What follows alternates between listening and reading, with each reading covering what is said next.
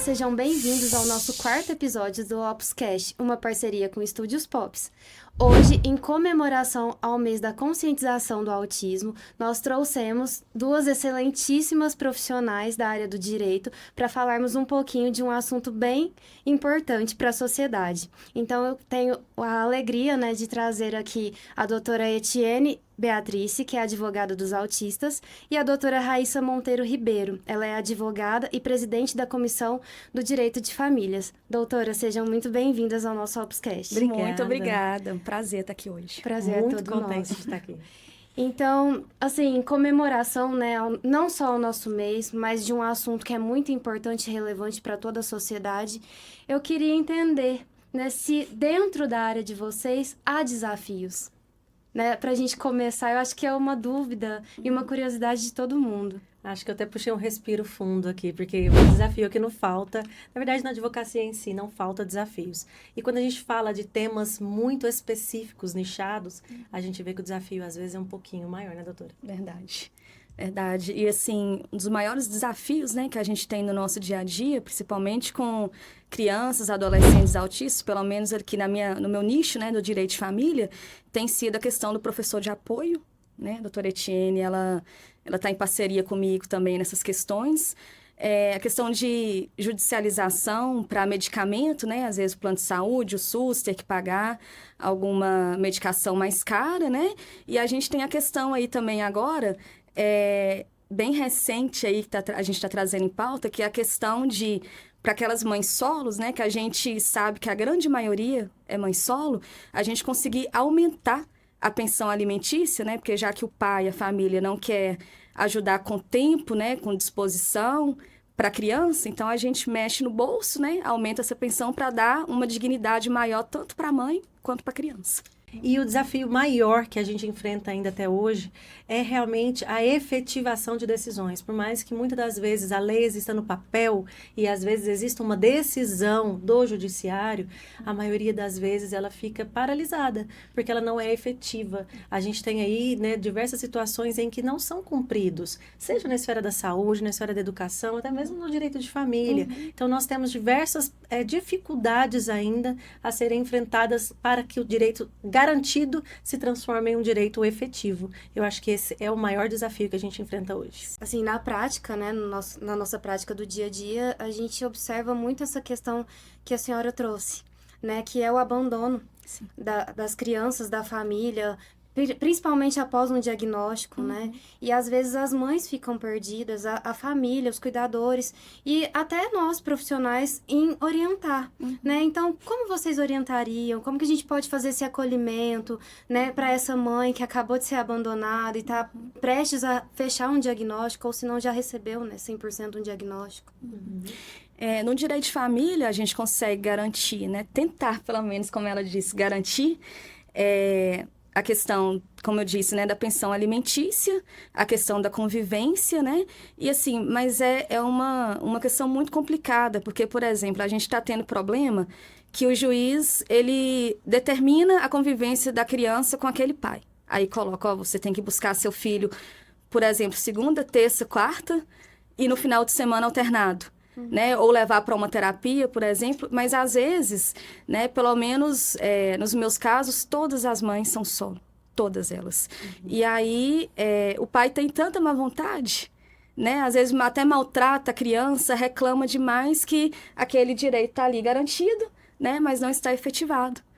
Como a doutora Etienne disse. Então, é uma questão muito complicada, porque acaba deixando aquela mãe muito sobrecarregada, fisicamente, mentalmente, a questão do trabalho dela também, muitas vezes é afetado, Então, quando a gente não consegue garantir essa questão da convivência, aí a gente tenta puxar para o lado para aumentar a pensão, Então, vamos mexer no bolso, aumentar um pouquinho e dar uma dignidade maior tanto para a criança quanto para a mãe. Dentro do direito de família, eu visualizo muito uma dificuldade ainda do judiciário de enxergar que a mãe se desdobra muito mais do que mães típicas, Nós falamos de mães atípicas. Quando a gente verifica que, na maioria das vezes, elas deixam de trabalhar, na maioria das vezes, isso é uma grande maioria, Sim. são raros os casos de adaptação de trabalho, ou às vezes de um trabalho que é uma venda de bolo, de doce, que ela consegue às vezes fazer dentro de casa para poder suprir a necessidade de ter uma renda extra. E aí, com isso, obviamente, existe a possibilidade, se for uma separação recente, de uma pensão também para essa mãe por estar fora de um mercado de trabalho. É possível ser solicitado quando, caso a caso analisado, é possível ser solicitado também. Então, eu ainda verifico que o judiciário não enxerga que, se a mãe receber R$2.000, por exemplo, na maioria das vezes ela dispõe de R$2.000 para poder fazer um tratamento do seu filho. Porque hoje no Brasil, o tratamento para o autismo da classe média está sendo em média de R$6.000 a R$10.000. Isso é classe média, a gente não está falando de classe alta, que as terapias são muito mais caras e às vezes com profissionais muito mais, né, certificados. Então a gente reconhece que existe um custo elevado. Isso inclui diversas questões, desde a medicação de alto custo, desde ao plano de saúde, se for plano de saúde, se não for, se for profissional particular. Então, nós temos diversas questões que envolvem esse valor. E aí, a gente recorda que ela gasta todo o seu valor, mas aí a gente vê um judiciário que eu ainda acredito que está defasado nessa análise da família, que não identifica que a mãe não está dispondo de 30% do que ela ganha. Então, não estamos em equidade aí nessa análise. Ela não está dispondo de 30%, mas o judiciário limita 30%, na maioria das vezes, né? Limita 30%, se for do salário do pai. Hoje em dia, ainda temos porcentagens maiores se for em cima do salário mínimo. Sim. Mas, ainda assim, é muito discrepante, é muito desequilibrado quando a gente está falando de direito de família. E aí, a sobrecarga materna, ela é tão elevada que eu já falei isso em algumas outras palestras que eu dei, e tá aí nas redes sociais para todo mundo poder ler também. A mãe atípica, ela tem o mesmo nível de estresse do soldado em batalha. O que significa isso para a gente visualizar? Quando a gente fala de nível de estresse para mãe atípica em uma batalha, é como se a gente tivesse, imagine vocês estão dentro de uma batalha, de uma guerra real, em que a qualquer momento vai estourar uma bomba do seu lado. É essa a sensação. A qualquer momento vai estourar uma bomba do seu lado. Então, você tem... O nível de cortisol é elevadíssimo dessas mães, tanto que a maioria das vezes deixam de se cuidar, deixam de ter autoestima. E isso eu me incluo, porque eu sou mãe atípica, já passei por todas as ondas, né, que a gente vivencia na descoberta do diagnóstico. Então, a gente precisa ter esse olhar um pouquinho mais carinhoso dentro do direito de família. Eu acredito que os nossos juízes, magistrados estão precisando ter um pouquinho mais de carinho com as famílias atípicas. Sim. Além de falar, infelizmente, da violência que as crianças autistas às vezes enfrentam na casa paterna. Sim. É todo o caso? Não é, graças a Deus. Mas existe ainda assim. Eu estava recentemente agora no Congresso Nacional, né, de Autismo, a jornada do TEA, e uma das advogadas que eu admiro muito, que estava lá presente, demonstrou uma notícia que eu já tinha visto online, mas que não tem como não se emocionar, que é o caso de um pai que matou o seu filho autista de 10 anos porque não queria pagar a pensão. Então, gente, entrega. A mãe, ela se vira. Por mais que ela precise daquele valor, ela se vira. Se não quiser, deixa claro. Deixa claro, não maqueia situações. Sabe, maquia, né? Não maquie situações, por favor. Porque a gente não quer, obviamente, que as crianças estejam em situação de risco. Sim. A gente, obviamente, as famílias, a gente, enquanto advogada, a gente pleiteia esse direito deles. Mas, ao mesmo tempo, a gente precisa prezar pela segurança. Sim. E quando vocês trazem sobre essa sobrecarga, ela é muito real, né? Assim, a gente vivencia isso e é doloroso, né? Para quem está vivenciando principalmente, mas para quem está do lado, né? Então, a gente tem que se colocar no lugar dessas mães, dessa família. E, às vezes, a gente recebe também a questão da dificuldade dessas mães que trabalham fora, da redução de carga horária, né? Então, elas buscam apoio e, às vezes, não tem esse apoio, não tem quem orientar. Como que o direito da família, dentro da sua área, vocês fazem, né, esse trabalho? Como que vocês acolhem, orientam essas famílias? A gente sabe que hoje ainda não existe uma legislação que permita a redução de jornada. Mas, ao mesmo tempo, pare para pensar vocês.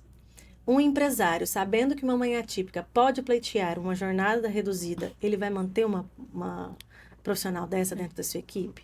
sendo ela CLT, precisando às vezes bater uma meta, precisando estar disponível, produtiva. Então a gente sabe que na maioria das vezes, quando se fala de direito trabalhista e das leis CLT em si, ainda a gente está muito preso dentro de uma realidade de capitalista que precisa de produtividade. Já dentro da especificidade dos concursados, aí a gente tem um benefício bom, né? Aí a gente tem uma conquista de um benefício. Porque as pessoas acham que, infelizmente, a gente tem visto pessoas querendo burlar sistemas para que tenham um diagnóstico falso de autista, achando que tem benefícios, mas não sabe que, na verdade, a gente vive. Não sabe. As pessoas que burlam esse sistema querendo diagnósticos falsos não identificam, não têm a mínima ideia do que é vivenciar como família atípica. Mas, aí a gente identifica que quando realmente tem esses casos comprovados, etc., e é uma pessoa concursada, a gente tem na legislação federal, hoje na estadual, e algumas municipais que determinam essa redução de jornada de trabalho para pais atípicos levarem seus filhos para o trabalho. E aí eu trago para vocês uma diferença. Eu sou advogada na cidade de Uberaba, obviamente atendo todo o Brasil, etc., mas minha localização é em Uberaba. Eu precisei fazer uma ação específica para um profissional da prefeitura, em que ele era autista, com diagnóstico tardio, precisando de terapia. E não existe na nossa legislação municipal para o próprio autista. Existe para a família, mas não existe para o próprio autista. Então, em equiparação, hoje, com a legislação federal, os municípios que não têm, é possível também, hoje em dia, pleitear esse direito para o próprio autista, né? Sim. Porque o tardio, às vezes, não fez as terapias necessárias durante o período da vida. E com esse diagnóstico tardio, ele consegue, em si, ter uma vida melhor. Quando a gente fala de vida melhor, a gente está falando de qualidade de vida. Porque tem pessoas que falam, mas viveu até agora, por que vai precisar, então, agora de terapia? É qualidade de vida. Quem não busca qualidade de vida? Eu acho que todos nós precisamos disso, né? Exatamente. E vocês trouxeram também no início sobre as medicações, né? A gente vivencia aí várias medicações diárias, assim, tem crianças que tomam mais de 15 medicações. E hoje o custo dessas medicações são altíssimos, né? Mesmo para aquela família que consegue custear todo um tratamento, ainda sai caro, né? Como isso dentro do direito é visto, né? Uma família, mesmo que de classe média alta, ela consegue ali judicializar um apoio do jurídico para conseguir essa medicação do governo, do estado? Consegue sim.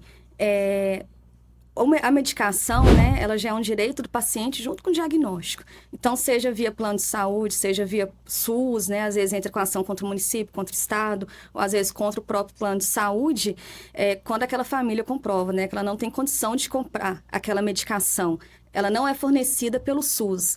E através do laudo médico, né, tá comprovado lá que a criança precisa daquela medicação específica, aí é a hora da gente judicializar, né? Quando a gente fala de medicação de alto custo, a gente fala de medicações que vão causar impacto no valor mensal daquela família. Por exemplo, uma medicação de R$400, às vezes uma família de classe média, vamos colocar média, ela talvez não é grande impacto. Mas, às vezes, para uma família de classe baixa, ela vai ser. Mas a gente não pode, efetivamente, ficar preso em valores. A gente tem que ficar preso, obviamente, na análise da condição daquela família. Por exemplo, uma família de classe média, até, às vezes, uma classe um pouco mais alta, se for um custo de medicamento extremamente elevado, seja, por exemplo, um canabidiol, que custa por volta de R$1.000, ou outras medicações que a gente tem aí, até lembrando que, quando a gente está falando do autista, na maioria das vezes, o autista vem acompanhado de comorbidades. Isso. Então, pode vir junto com uma diabetes tipo 1, que precisa de insulina, precisa daquele aparelhinho, etc, etc. Pode vir acompanhado de, no caso do meu filho, por exemplo, ele tem problema com a tireoide, então precisa de medicação.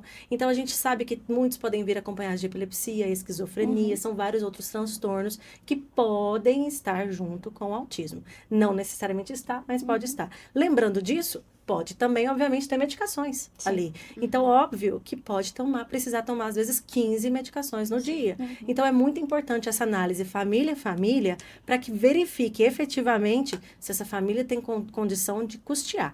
Lembrando que, seja para medicação de alto custo, seja para o próprio previdenciário, que é o benefício do BPC-LOAS, quando a gente está analisando essa condição da família, a gente não analisa simplesmente a condição social de pobreza, digamos assim, claramente. A gente analisa, obviamente, justamente o risco social. Aquela família está em risco social, tirou as contas obrigatórias da casa, sobrou R$ 200 naquela família, por exemplo, a gente pode, óbvio, analisa caso a caso, a gente pode buscar enquadrar essa família dentro de um risco social.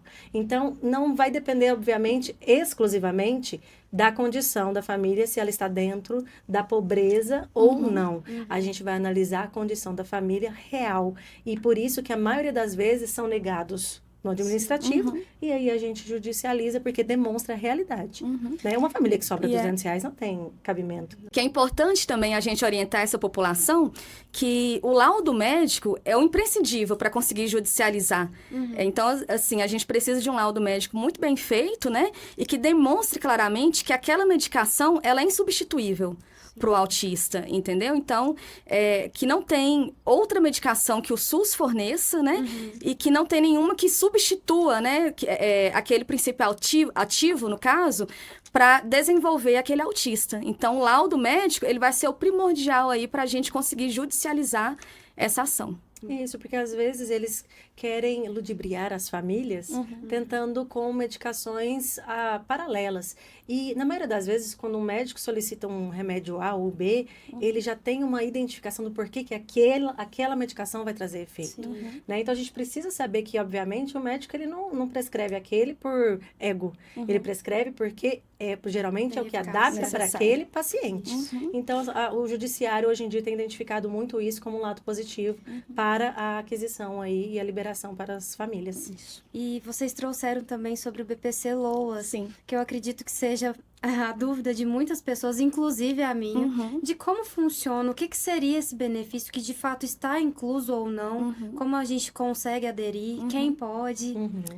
O BPC LOAS, né, ele é um benefício de um salário mínimo, né, que ele é fornecido para aquela criança que possui qualquer tipo de deficiência, não só criança, né? Adultos também, idosos, em geral. Então, aquela deficiência tem que ser comprovada.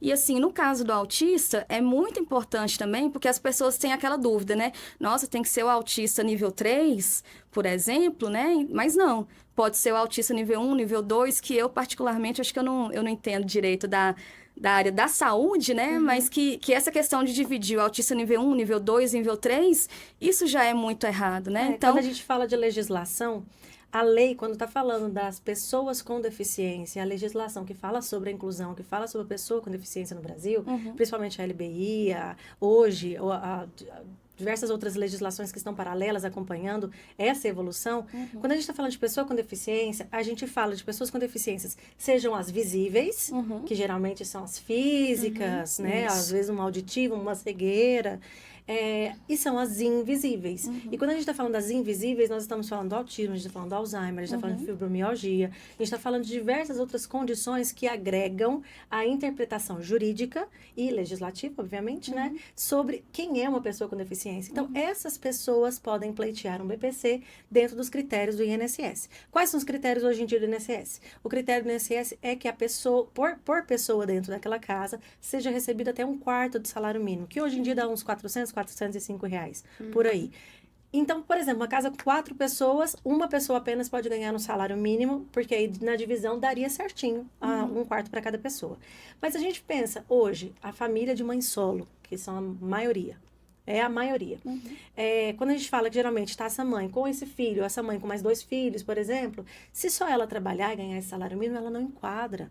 Ela não enquadra, e na maioria das vezes ela ganha esse salário e um plano de saúde, por exemplo, se ela for pagar, o plano de saúde hoje, para o custeio dos tratamentos, fica entre R$ 1.000 a R$ 2.000. Isso a gente está falando a base, né? Porque a gente não sabe a quantidade de terapias que podem ser necessitadas para cada caso. Então, se a gente está falando entre R$ 1.000 e R$ 2.000, o salário dessa mãe quase já foi embora. Se a gente falar de um aluguel, de um supermercado e for juntando, ela entra dentro do risco social. E aí é onde a gente entra na parte do judicial, que a gente pode, obviamente, pegando a negativa, entrando e demonstrando a realidade daquela família. Mas é claro que é muito importante ter uma orientação jurídica para fazer um administrativo correto, porque às vezes no administrativo, demonstrando já essa sensibilidade dessa família, é possível, com os documentos corretos dentro dessa solicitação, já também conseguiram administrativo. E quando a gente fala, então, que o autismo está dentro da lei como PCD, a gente não tem que falar se o autista é nível 1, 2 ou 3. Não existe diferenciação para liberação. O que tem acontecido? Hoje em dia tem acontecido muito a negativa de autista nível 1. Por que eles têm negado o nível 1? Eles analisam esteticamente, eu falo que é um absurdo, eles analisam a pessoa ali na hora, eles não analisam o documento que às vezes está lá do médico, dos terapeutas. Então, é um absurdo ser muito pessoal, é quase te vi como pessoa e bati seu martelo, já te julguei, né? Vira um julgamento da sua visão. Então, a partir daquele momento, eu tive uma negativa falando sobre visão. Teve uma negativa de uma cliente que me buscou, que ela teve negativa porque ela estava de unha pintada.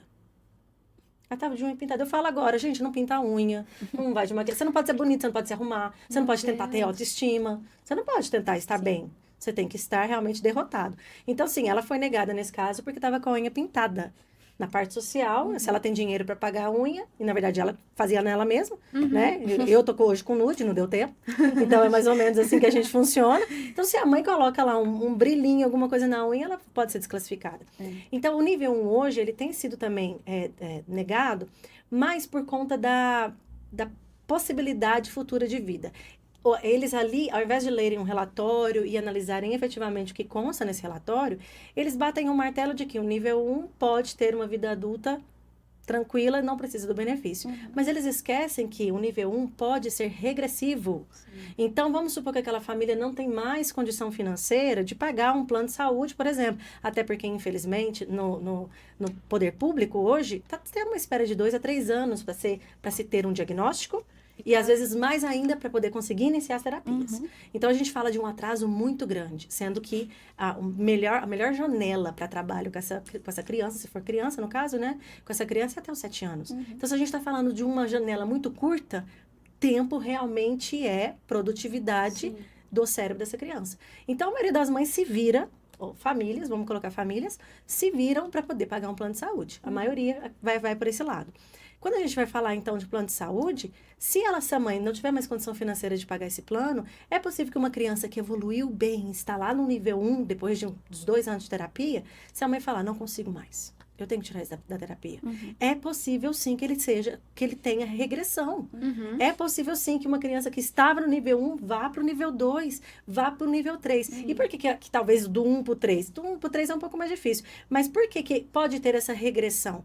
Porque há fatores externos, ambientais, várias outras questões. Por exemplo, eu vi um médico falando que a adolescência dessa criança pode causar também retrocesso de terapia, porque a junção hormonal que está acontecendo naquele momento, ele pode retroceder. Então, gente, vamos falar sério? Um BPC ser negado para o nível 1, então eles querem que retroceda para a gente voltar lá? Então, a gente precisa entender que não é interessante que o INSS continue fazendo assim. E aí, contar com uma equipe jurídica que consiga dar essas orientações para efetivamente fazer uma solicitação no judiciário e buscar essa reversão. Eu aprendi assim, Bianca, com um professor muito querido no direito, né? Que nada é, tudo depende, né? Olha, então, assim, nada é, tudo depende. Então, a gente usa muito isso também na questão dos autistas, né? Então, assim, tem uma dúvida muito pertinente que as mães têm. Eu tô trabalhando de carteira assinada, eu não vou conseguir, né? O benefício, por exemplo. Então, nada é, depende. Então, cada caso tem que ser analisado, assim, com muito carinho, muita cautela, porque, como a doutora Etienne bem disse, né? Judicializando e conseguindo comprovar toda a sensibilidade daquela família, toda a necessidade que ela tem para garantir a dignidade para aquela criança, é possível, sim, a gente conseguir o benefício, né, do BPC-LOAS. E dentro do direito de família, tem algumas questões, assim, muito sensíveis e muito difíceis também em relação ao BPC-LOAS, que a gente escuta, assim, do pai. Eu já escutei diversas vezes. O menino está aposentado? Para que você quer pensão? Sim. O menino está aposentado, você vive aí, o menino te aposentou, não fala nem o nome do filho, né? O menino te aposentou, para que você quer aí uma pensão alta desse, você já está aí com um salário mínimo garantido aí para você, para que eu tenho que pagar uma pensão mais alta, né? Então, assim, por quê? Porque o custo é altíssimo, né? O custo da criança, do adolescente, do adulto, né? É altíssimo. Então, assim, vale a pena, sim, buscar essa orientação para analisar cada caso, né? Para buscar aí garantir o direito que não é só da criança, é da mãe também. Porque muitas vezes essa mãe, ela tá sem trabalhar também. Então, às vezes, em muitas famílias, o BPC Loas é a única renda que aquela família toda tem. Né? Que toda a família tem. Então, é muito sensível essa questão. Lembrando que pode acumular. Por exemplo, eu tenho uma família que são 3 autistas. E a mãe cuida dos 3 autistas. Pode ser solicitado um BPC para cada um. Eles não entram, não compõem essa renda desse 1/4 que a gente está falando, tá? Entendi. E, infelizmente, a gente tem muito sensacionalismo na internet. Muito, muito. O Brasil, se vocês forem pesquisar, o Brasil é o número 1 de fake news sobre autismo. Número 1 do mundo. Então, o maior número de fake news sobre autismo está dentro do Brasil. O que significa ser fake news? Significa informação distorcida, informação que não foi completa e etc. Então, quando a gente fala da mãe trabalhar, a gente vê, às vezes, alguns posts sensacionalistas na internet. Agora a mãe pode trabalhar. Ela sempre pôde. Ela não estava proibida. Ela não existe proibição. Exato. O que a gente tem que entender é, dentro daquela família, dentro daquela casa, tem que ter 1/4 salário mínimo. Se preencher, igual eu falei, se for a mãe e mais 3 filhos, como por exemplo o caso dessa família, é a mãe mais 3 filhos, ela ganhar um salário mínimo, ela pode pleitear, cada um vai estar dentro desse 1/4. Então é possível sim a gente entender que as fake news hoje em dia ainda também são muito grandes. E lembrar pra gente pesquisar, gente. Busca informação, não acredite só no que lê, de forma rasa na internet. Busque referências, né? Isso. É importante. Mas as mães, no caso, né, que é ali a provedora do lar, ela pode ser aposentada? Não existe nada que direciona hoje para as mães. Está, que também é mais um sensacionalismo. Tem lá assim, foi aprovada a aposentadoria para as mães, foi aprovado o benefício para as mães. Foi em uma das etapas que tem até que possa virar talvez uma lei. Mas ainda não existe nenhum benefício para mães atípicas. A gente precisa enfatizar isso para que não seja disseminada uma informação falsa. Está em andamento e eu torço muito por isso, porque eu vejo muitas mães necessitando desse benefício para custeio da vida, né? Às vezes, gente, eu recebo mensagem, às vezes, 1h da manhã. Teve uma mãe que me mandou foto, falando, doutora, me manda um pix, eu tô na vela. Nossa. Tá acabando minha vela. Então, assim, a gente sabe que eles, né, ficam ali desorientados. E, óbvio, se eles estão nos pedindo algo assim, é porque eles já estão em desespero. E falando em desespero, a gente fala um pouquinho da saúde mental também. Eu acho que é importante a gente falar isso no Abril Azul. Quando a gente está falando de autismo, a gente está falando de família também. Falando de quem cuida também. E existe hoje, obviamente, como todos os outros cuidadores de crianças que podem... Não só de crianças, né? Mas de pessoas que podem ter cuidados especiais, acamados, etc. Existe hoje o burnout do cuidador. Se a gente fala do burnout do cuidador, é algo que realmente... é uma exaustão extrema e que causa prejuízos. E quando a gente fala de direito de família, a gente está falando, então, por exemplo, de uma descompensação desse equilíbrio, de uma sobrecarga e, obviamente, de um pesar muito maior nas famílias atípicas. Hoje, o nível de mães atípicas com depressão ou ansiedade é altíssimo. É altíssimo. Hoje, se a gente não buscar uma política pública voltada também para os cuidadores, e aí pode ser a mãe, pode ser a avó, pode ser a tia, pode ser o próprio pai. Eu conheço pai solo, Sim. de criança atípica. Então, assim, não importa quem seja, a gente precisa de uma atenção para quem está cuidando. Até porque tá nesse boom da informação, do autismo, de mais diagnósticos. Então, a gente precisa entender que eles também precisam ser cuidados. Na minha cidade, no mês de janeiro, 2 mães atípicas suicidaram. Na minha cidade, gente, Uberaba. Sabe? Então, é muito triste ver que, às vezes, a gente não tem alcance para poder fazer algo diferente. Hoje, eu contribuo com a associação de mães, etc. Mas não é o bastante. Não é o bastante. A gente precisa pensar também um pouco nisso quando a gente está falando de Abril Azul. As famílias, né, elas estão muito sem estrutura, sem apoio, sem rede de apoio, a famosa rede de apoio, né?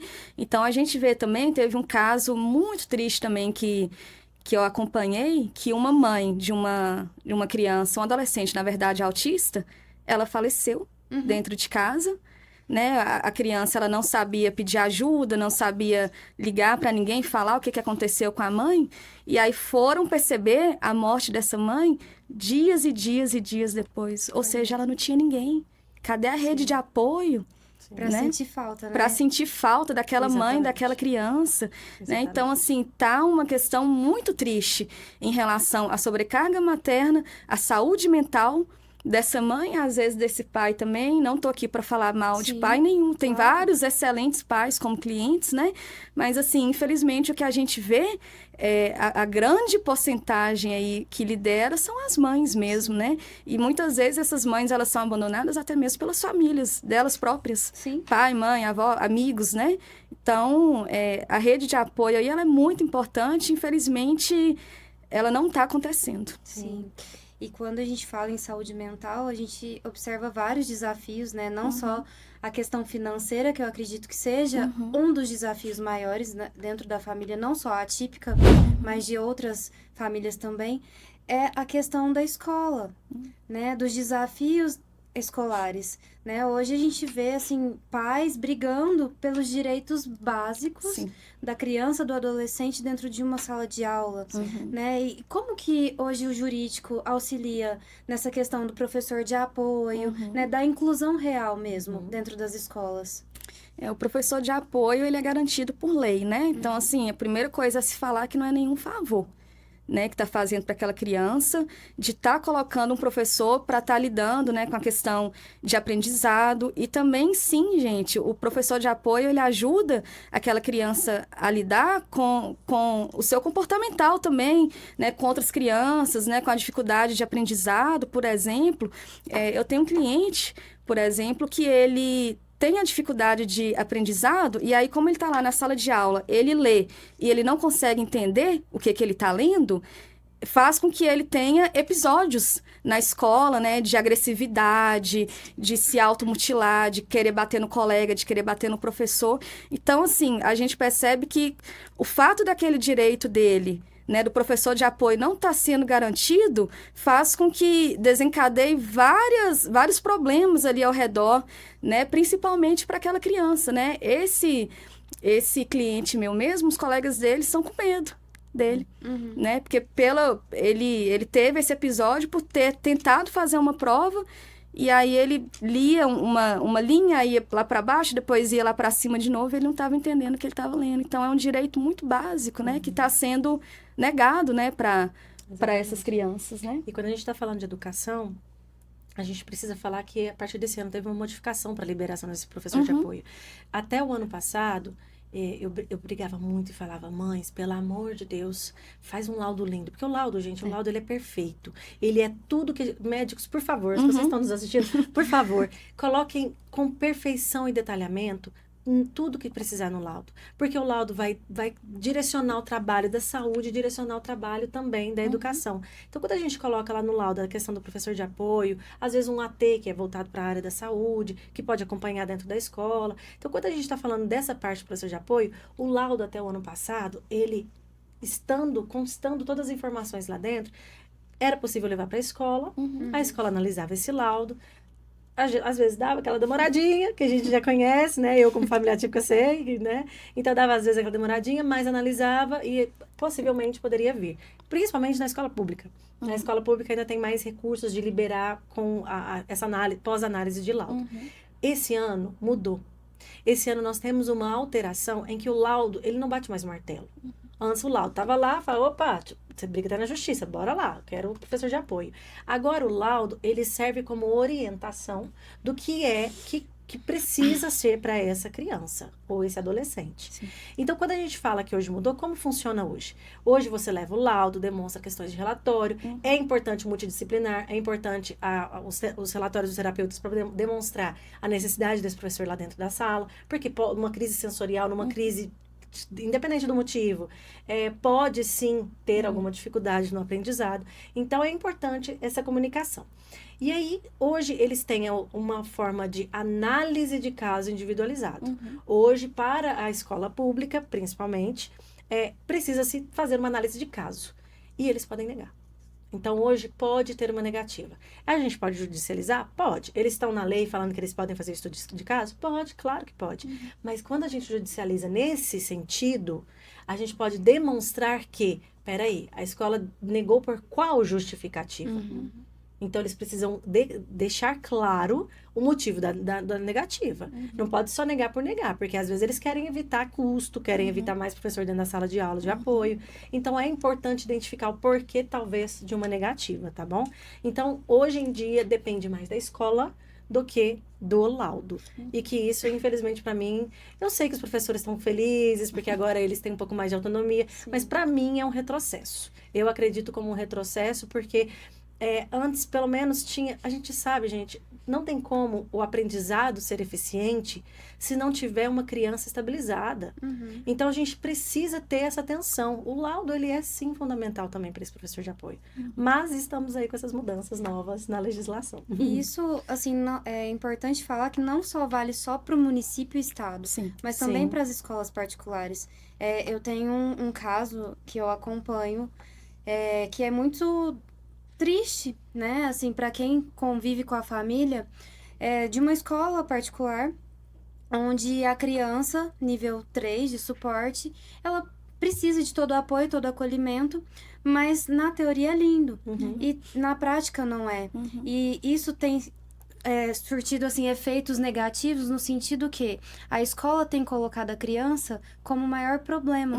Quando você traz, né, que os outros alunos estão com medo daquela criança, né?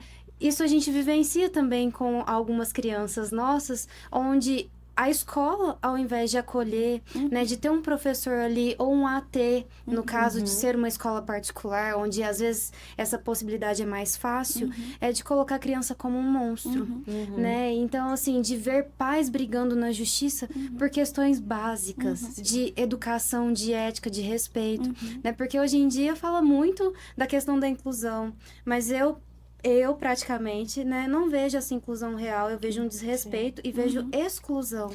Bianca, vou te contar sobre um caso que aconteceu o ano passado em Uberaba, vocês devem saber porque foi nacional, de uma menina que perdeu a vida dentro da sala de aula, né, por um colega. Infelizmente, lá na nossa cidade, começaram a disseminar que ele era um adolescente autista. E isso não era verdade. Não era verdade. Ele tinha alguns transtornos, etc. Mas mesmo se fosse, né?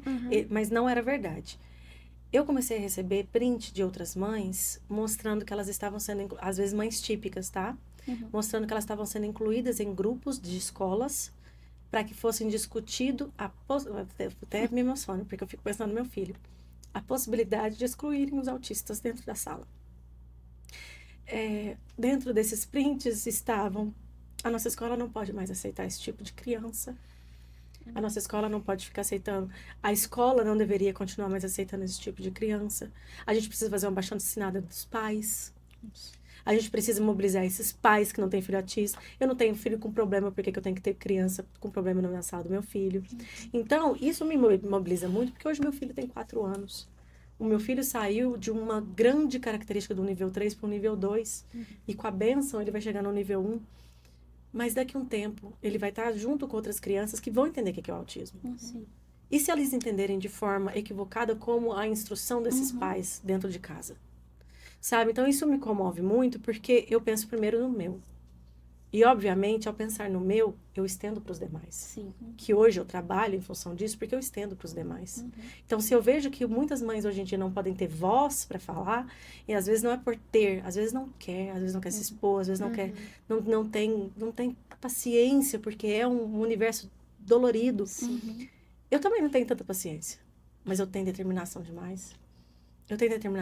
Então, eu acredito que, infelizmente, na educação, a gente ainda vê famílias que estão analisando que a inclusão é uma falácia e que ela não deve existir, porque isso prejudica os demais colegas.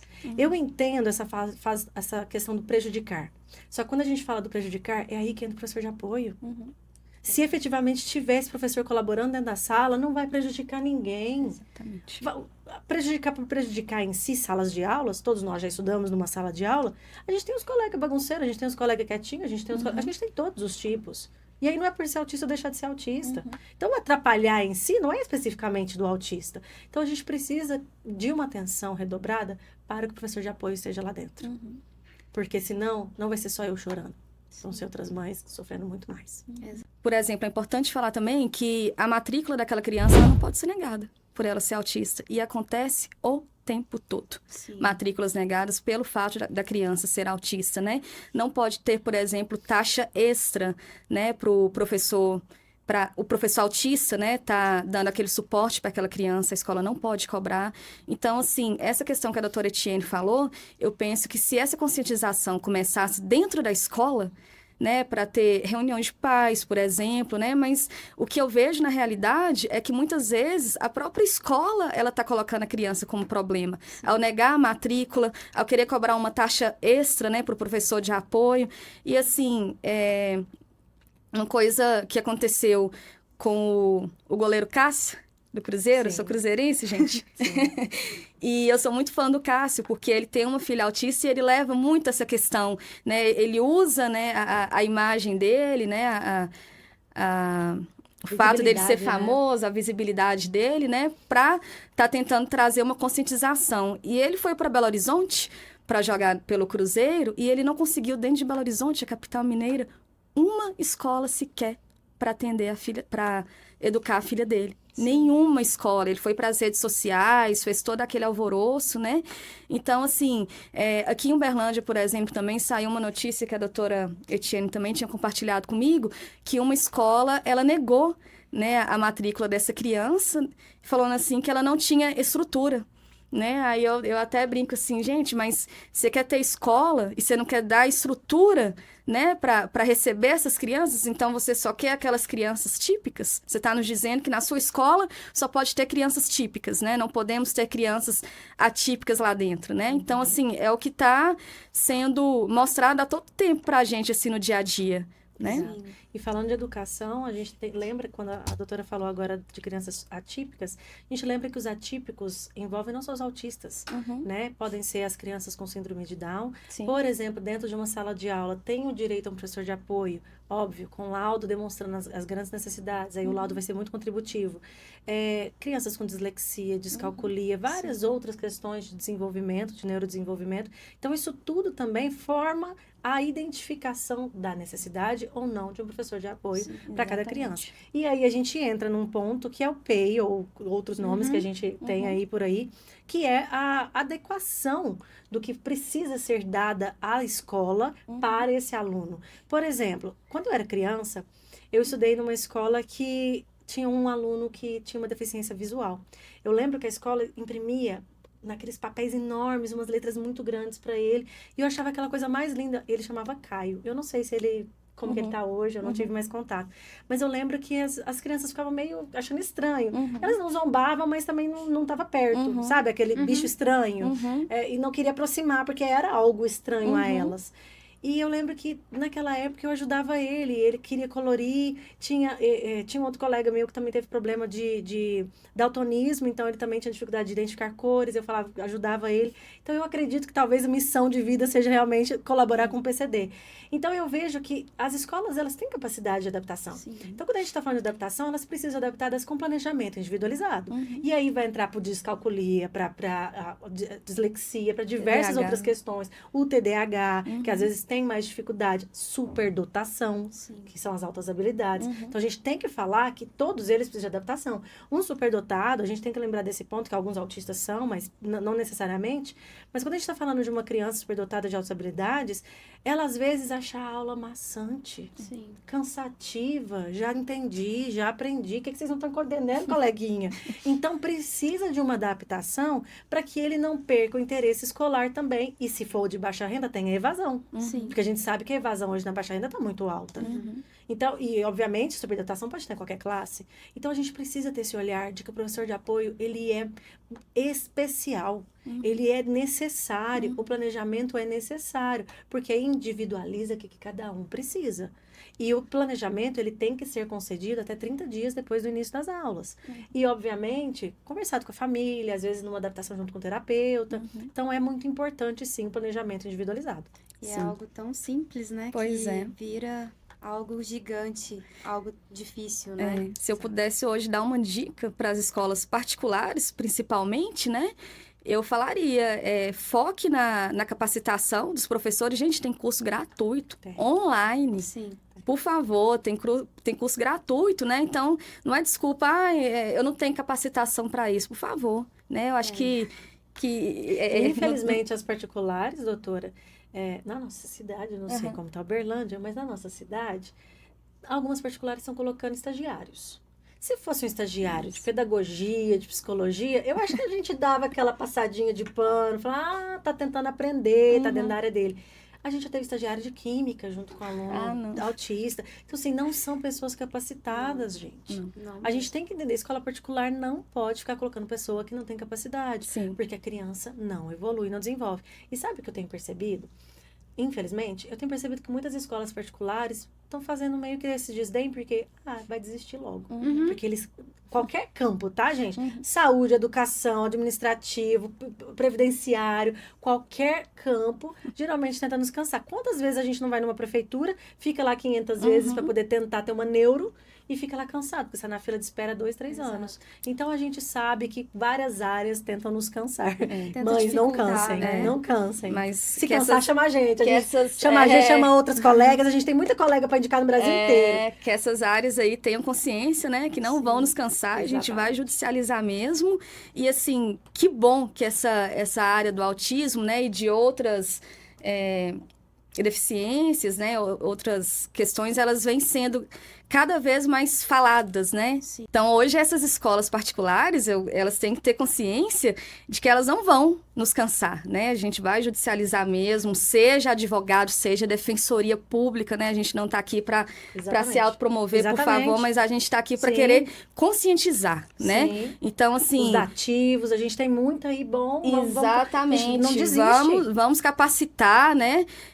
Os professores, vamos estruturar essas escolas, porque daqui para frente, eu confesso que hoje eu não sei qual que é o número, né, de pessoas autistas, por exemplo, que tem hoje no Brasil, mas são muitas. Sim. São muitas. Então, essas escolas, elas vão ficar para trás, né? Ou se elas não ficarem para trás, elas vão começar a ter problemas financeiros, né? Porque vem aí uma indenização, né? Vem multa diária por descumprimento da negativa da matrícula, entendeu? Então, os problemas vão ser maiores, né? Já que tá vendo essa criança com problema, né? Então, o problema judiciário que você vai ter vai ser pior. E, de fato, realizar o que eles propagam. Exatamente. Né? Na internet, no marketing, que ali a inclusão acontece. Não adianta nada tirar foto bonitinho de colocar uma criança lá com o símbolo do autismo e falar que tá fazendo inclusão. Porque a inclusão que eles querem é o autista nível 1. E às vezes tem nem mais sempre. que você tem um pouco mais de manejo.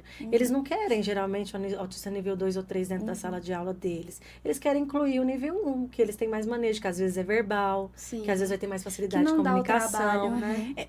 Todos eles têm as suas dificuldades. Mas às vezes o nível 1, ele geralmente está mais estabilizado. Então, a maioria das escolas quer o nível 1. Ele não está querendo o nível 2 ou 3. Então, se for para ser inclusivo, mostra o menino bonitinho do nível 1. E aí o do nível 2 e nível 3. O nível 3, que às vezes precisa de necessidades especiais, no banheiro, com alguém para poder limpar, porque ele não sabe se limpar, eles não querem esse. Exatamente. Eles não querem. E aí eles segregam muito a liberdade de matrícula. Eu fico pensando, se teve uma negativa de matrícula para o goleiro Cássio, o que é que sobra, né, para nós, né? réis mortais aí, Exatamente. né? Exato. E, assim, dentre, né, os desafios, eu acredito que a gente tem sim que colocar em pauta que a questão dos convênios, né, dos planos de saúde. Eu entendo e compreendo que cada um tem sua diretriz, tem suas regras, né, sua política de trabalho, e a gente tem que seguir. Mas eu gostaria de que vocês explorassem mais um pouquinho isso para as mães, de uma forma que elas também precisam compreender, né, às vezes uma negativa do convênio, como que pode proceder algumas questões, né, para às vezes tentar ser parceira e continuar com o tratamento, né, às vezes de qualidade, sendo com convênio ou às vezes na rede municipal, né, no SUS, que não deixa de ser um convênio. Sim. Primeiramente, o mais importante que a gente tem a dizer aqui é que não pode se limitar sessões, né? Não pode, de forma alguma. Recentemente, o STF, ele, mais uma vez, ele deu mais uma, desculpa a expressão, uma catracada aí, porque já tem o entendimento de que não pode limitar, e agora veio de novo e falou assim, gente, não pode, por favor. Vamos parar, né, com essa questão de limitação das sessões, né?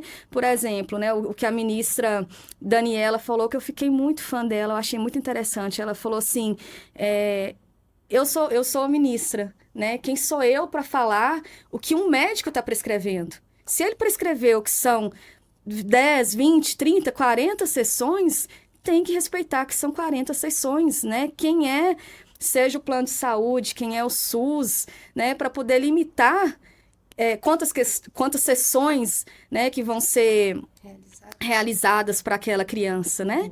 Então, assim, aquela criança, ela veio de toda uma avaliação, né? Avaliação médica, a avaliação neurológica, às vezes, avaliação psiquiátrica. Então, quem somos? Nós, o direito, quem são plano de saúde, SUS, município, para querer limitar, né? Então, tem que respeitar a decisão médica, né? E uma coisa muito interessante que ela disse também é que ela falou assim, eu penso que uma mãe, ela não vai colocar essa criança, né, para fazer para fazer essas sessões a mais, porque é exaustivo para a criança. E para mãe. É cansativo. E para mãe. E para mãe, porque a gente fica sentado lá fora por 3, 4 horas. E para mãe, exatamente. E às vezes não pode, não tem disponibilidade para trabalhar, porque às vezes você não tem como colocar o computador, ou trabalhar de outras formas. Não faz nem sentido falar que a mãe, às vezes, que está querendo sessão a mais, né? Então, assim, vamos respeitar, né, os laudos médicos, os relatórios, que vai dar tudo certo, para continuar andando de mãos dadas, né? A criança, o plano de saúde, com o plano de saúde, ou a criança com o SUS e... Exatamente. Sim, né? E quando a gente está falando, então, de limitação, a gente deixa claro que isso, obviamente, é em qualquer esfera que está falando da saúde, né? A gente não pode ter terapias cortadas, sem efetiva alta, sem efetiva identificação de que aquela pessoa com autismo já está numa fase em que consegue ter uma vida sem dependência das terapias, talvez recorrentemente voltar, né, apenas para poder ter um manejo e análises, mas não pode ser cortada. A gente tem que entender também que não pode ser um tempo reduzido do que está no laudo. Muitos médicos não colocam prazo no laudo. Então, segue o que pode ser da prefeitura, de um plano, segue o que pode ser do privado, e às vezes, vamos supor, o privado coloca lá 40 minutos, coloca 30, vamos supor, porque ele quer tentar colocar 2 em 1 hora.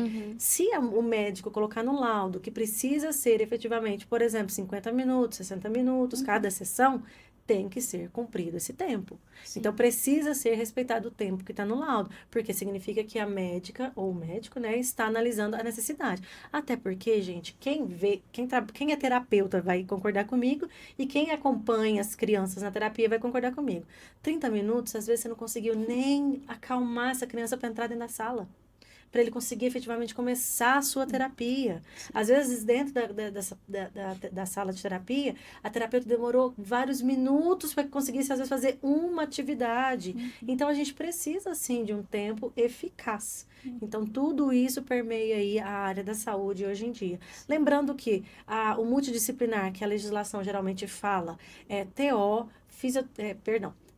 psicólogo e fono, mas nós temos outros que os médicos podem indicar, que é um fisioterapeuta, geralmente, para uma criança que está com a panturrilha extremamente rígida por ponta do pé, que é muito clássico. Um psicomotricista, que precisa também para o equilíbrio. O meu filho mesmo, ele tem uma cicatriz porque ele caiu. Ele cai muito. Hoje em dia, graças a Deus, está melhorando muito. Mas ele caía... A cada 10 passos, ele caía 2 vezes. Então, é muito importante hoje terapias paralelas para a contribuição. E isso vai ser analisado pelo médico. Uma nutricionista de seletividade alimentar, que pode ser necessário. Uma ecoterapia, que auxilia nesse equilíbrio também. Uma PET terapia, que pode auxiliar tanto no sensorial quanto na parte social, de interação. Então, existem várias terapias paralelas. A hidroterapia, que na água, eles amam a água. E hoje em dia está sendo ainda um pouco difícil de conseguir hidroterapia. Na maioria das vezes fazem no paralelo. Então, sim, é muito importante identificar o que o médico fala. Gente, o médico não vai prescrever alguma coisa à toa. Ele não vai prescrever, é porque ele está vendo necessidade. Sim. E eu acredito que a saúde como um todo precisava compreender mais isso. Como um Exato. todo, porque a gente vê, às vezes, a prefeitura, o município, o estado, liberando, às vezes, só as 3. Só o tripézinho da base, né? Que trata, entre aspas, o autismo. Então, é muito importante a gente identificar que, às vezes, podem ter outras necessidades. Sim. Uma seletividade alimentar não bem tratada, ela vai ser pro resto da vida. Sim. Imagina uma pessoa pro resto da vida comendo, às vezes, só coisas amarelas. Uhum. Uma pessoa pro resto da vida comendo arroz com ketchup. Então, a gente precisa identificar que isso é importante. Quanto mais cedo, melhor. Exatamente.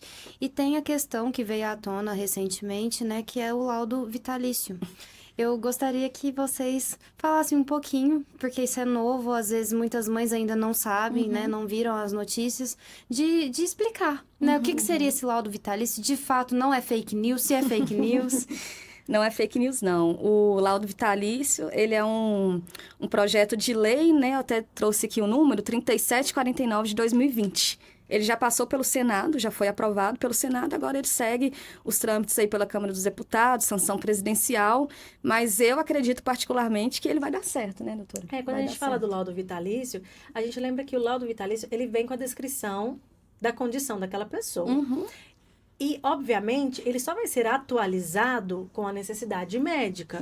Uma criança que estava no nível 3, agora nível 2 precisa dessa atualização. Nível 2, nível 1 vai ter que precisar da atualização. Às vezes, tirou terapias e agora está mais simples, precisa de atualização. Então, essa atualização vai ser feita mais geralmente, a partir, né, dessas mudanças da lei, vai ser feita com a necessidade efetiva do médico laudar a nova característica daquela pessoa, independente da idade. Então, é importante, sim, pensar que ele é vitalício. Por quê?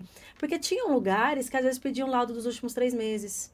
Então, quando a gente fala de laudo recente, se for por uma via pública, gente, demora 2 anos, 3 anos para conseguir um neuro, para poder fazer um laudo. Como que você vai ter um recente se às vezes você custou conseguir ter a primeira sessão, primeira consulta? Então é muito complicado a gente analisar que tudo dificulta muito essa realidade. Eu falo que existem algumas leis hoje para inglês ver dentro da inclusão. Eu mesmo não vejo grandes evoluções, por exemplo, na questão da passagem aérea para o autista, para o seu acompanhante, porque tem que ser preenchido pelo médico, e eu até hoje não vi um médico que queira sentar para preencher o papel, mas pelo menos não na minha cidade. Para poder preencher o papel, ele que tem que preencher e tem que ser entregue 15 dias antes de uma viagem. Nossa. Então, e pode ser negado, não é certeza de que vai ser permitido. Tem que ser 15 dias antes da viagem. Então, se for, por exemplo, um planejamento de uma viagem de família, que queira passear, aproveitar um pouco esse benefício que foi conquistado. E passagem de avião, você tem que comprar com antecedência. Se você comprar um ano antes, às vezes fica mais barato que você comprar ela na metade, perto da época. Então, eu acho que algumas coisinhas estão meio ainda para inglês ver, tipo, nós somos inclusivos, etc. Tanto que, agora, o Ministério Público Federal determinou que não pode mais ficar pedindo para que o médico preencha. Então, assim, agora a gente está aguardando os próximos andamentos disso, que é recente, foi semana passada. Então, a gente está aguardando para verificar se efetivamente agora vai cair e unificar. Eu achei o máximo eles pedirem isso. Eles pediram para unificar, porque cada aviação tinha seu documento. Então, eles querem agora um documento unificado para que possa ser preenchido e que possa ser apenas anexado o laudo. E não que o médico preencha. Isso é ótimo. Sim. Isso é um avanço maravilhoso. Aí eu vou ficar contente, vou falar com a boca cheia nas palestras. E essas dificuldades, né, a gente observa porque, às vezes, as pessoas veem uma pessoa com deficiência, uma família que tem alguma criança autista ou com qualquer outro diagnóstico, né, não pode ter privilégios, né? Não pode ter lazer. E aí, quando tem alguns benefícios que parece ser fácil, né, de conquistar e tem essas barreiras, né, parece que tudo flui para não acontecer, mas é importante que as pessoas também não desistam, né, que lutem até o final. E essa questão do laudo vitalício também vai ser um avanço muito grande, muito importante, porque, gente, o autismo ele não tem cura. Exato. ele não tem cura. Então, por que esse laudo não pode ser vitalício se aquela pessoa ela vai ter o autismo pro resto da vida? É muita burocracia para a mãe, para a família, né? Tá, igual a doutora falou, tendo que estar correndo atrás do SUS, às vezes até pelo plano de saúde. É difícil também você conseguir uma consulta com um neurologista, com um psiquiatra, para estar... Não tem profissionais suficientes, né? Para estar conseguindo suprir essa demanda. Então, o laudo vitalício ele vai ser uma conquista muito grande aí para garantir os direitos da criança, do adolescente, né, do adulto autista e daquela família também, porque já tem que lidar com tanta coisa. Sim. E ainda tem que lidar com burocracia, né, para uma coisa que é óbvia. E a burocracia que eu acho mais complicada hoje, que não precisava ser, que é de Minas, porque os outros estados é tranquilo, pelo menos os estados até agora que eu já precisei trabalhar, é a isenção do IPVA. No estado de Minas, é complicadíssimo, sabe? São várias etapas, é muito mais complicado. Precisa ser o médico do SUS, mesmo você tendo um médico particular, ou às vezes o médico do plano. Então, gente, a gente sabe que está esperando uma espera de 2 anos para o médico do SUS para poder dar um laudo. Imagina quanto tempo não vai demorar para você marcar só para ele preencher o documento que precisa mandar para o Detran. Então, assim, hoje em dia está com um pouco mais de dificuldade também. Minas Gerais ainda, eu acho que é o estado mais complicado para poder ter a isenção de IPVA. Mas eu torço muito para que a gente consiga também, quem sabe, uma intervençãozinha, igual o Ministério Público fez aí nessa outra, para que a gente consiga, às vezes, só anexar esse laudo. Anexa o laudo, gente, o laudo já existe, anexa esse laudo, coloca lá dentro, já faz a análise. Aí entra a parte de burocracia. Entra a parte do nos cansar, eles querem nos cansar, quer cansar os pais. Às vezes o pai fala assim, eu vou pagar esse ano, não quero entrar com advogado, não. Eu vou pagar esse ano, eu não quero ficar atrás do médico, não. Então, é desgastante. Muito. Apesar de que, falando de carro, a gente tem o benefício também, que eu falo benefício entre aspas, porque as pessoas analisam o benefício como algo majestoso, mas é uma conquista.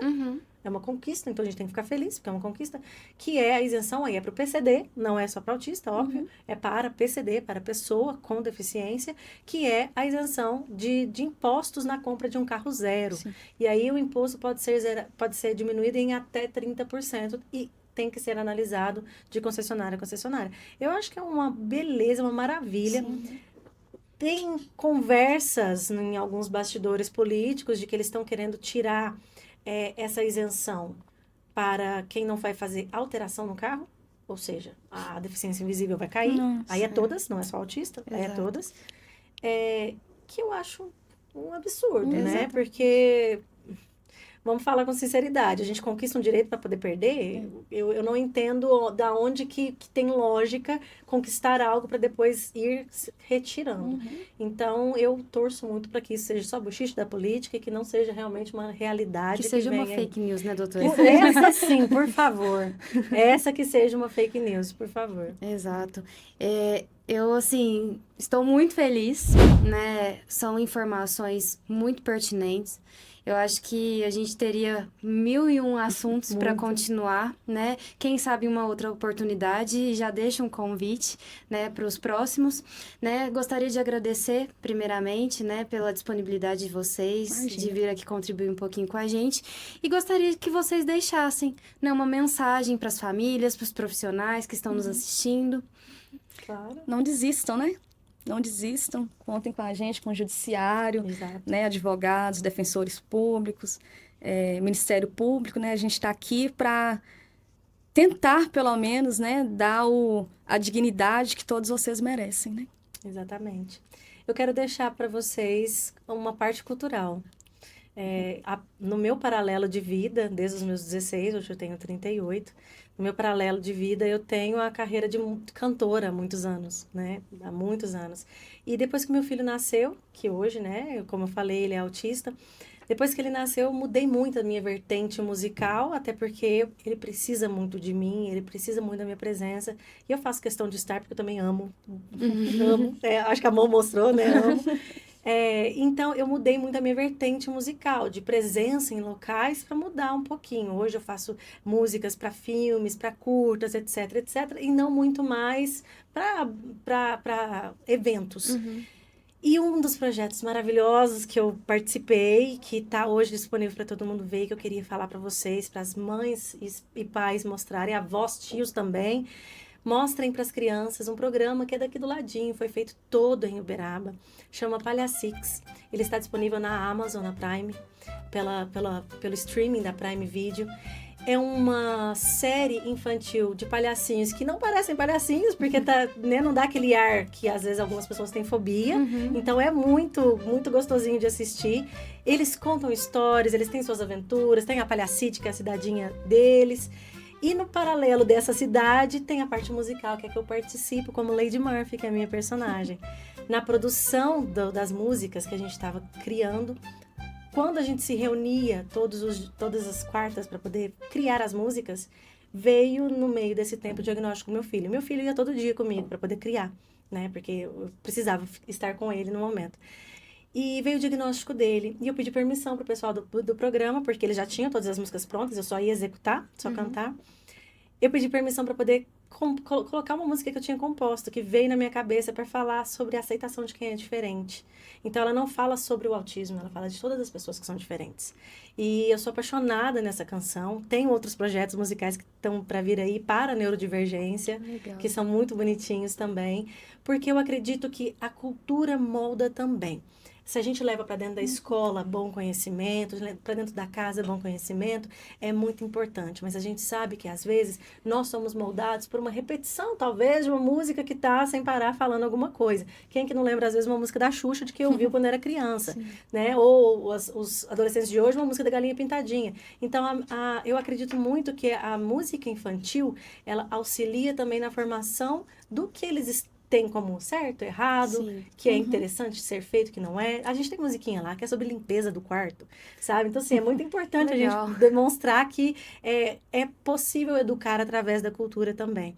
Então, eu queria deixar para vocês conhecerem o programa, conhecerem a parte cultural, porque eu acredito que a partir do momento que a gente leva, por exemplo, uma música dessa, ou outras, né, para dentro das escolas, e a gente faz as crianças cantarem, às vezes a gente pode começar, obviamente, a neurociência fala muito disso, moldar bastante esse pensamento da aceitação de quem é diferente. Exatamente. Então, é importante a gente poder levar também a alegria e a cultura. E isso faz parte da minha vida. Sou ativista muito aí na causa, independente se é pelo direito, se é pela cultura, pela maternidade atípica em si. Então, eu acredito muito que a gente precisa unir todos os lados possíveis para a gente falar de autismo. Falar de autismo não é algo pedante. Falar de autismo não é algo que precisa ser falado só em abril, não é algo que precisa ser falado só em um mês, precisa ser falado só com a minha bolha, que é a minha bolha das famílias atípicas, ela precisa ser falada além. Eu não tinha autista dentro da minha casa, dentro da minha família. Nós não tínhamos, não existia nenhum. O meu filho foi o primeiro autista diagnosticado, evidenciado. Então, isso pode acontecer com a família de qualquer pessoa. Isso pode acontecer com a família que foi preconceituosa com um coleguinha no parquinho. Eu já precisei ir embora de parquinho porque mães viraram a cara e levaram as crianças embora. E, obviamente, o meu emocional naquele momento não estava bem. Eu falei, não vou ficar aqui. Quantas vezes eu evitei de levar meu filho para lugares porque ele não estava sendo bem aceito pelas crianças. E eu entendo, uma criança que até um certo momento foi agressiva. Então, eu entendo que as mães ficam assim, ai, meu filho, obviamente, eu entendo. Mas, ao mesmo tempo, eu também tentava blindar para que não acontecesse nada com os coleguinhas. Porque eu também não vou, obviamente, pensar, meu filho é autista, ele pode fazer o que ele quiser. Claro que não. Mas, ao mesmo tempo, eu penso que falta um pouco da aceitação. Falta um pouco de entender crises. Quantas vezes meu filho não esteve jogado num chão de um shopping e as pessoas olham, tipo, sua mãe não vai dar educação para esse menino, não? E ele não usa o cordão, eu uso por ele. E aí olha o cordão e faz, isso pra mim é dó. Isso pra mim eu entendo que ali pensou, tadinho, não vou julgar. Mas o tadinho já julgou. O tadinho já analisou ele como sendo alguém abaixo do que ele talvez poderia ser, incapaz. Obrigada, era essa palavra que eu queria. E ele não é incapaz. Nem meu filho, nem muitos outros autistas. Eles não são. Então, o que eles têm de possibilidade de ter uma vida linda, eles vão ter. E independente se for jurídico, se for a educação, se for a saúde, se for a cultura. A gente precisa inserir o autismo no dia a dia. E espero que a gente possa ter inserido um pouquinho aqui hoje. Muito obrigada. E vocês que nos acompanharam nesses 4 episódios, eu estou muito feliz, agradecida, né? E lembrar mais uma vez que o mês do autismo, ele vem para lembrar da causa, né? Mas a gente tem que lutar o ano inteiro, né, todos os dias, não é só no mês de abril. Então, fiquem ligados que em breve teremos mais episódios com muito mais informação para todo mundo.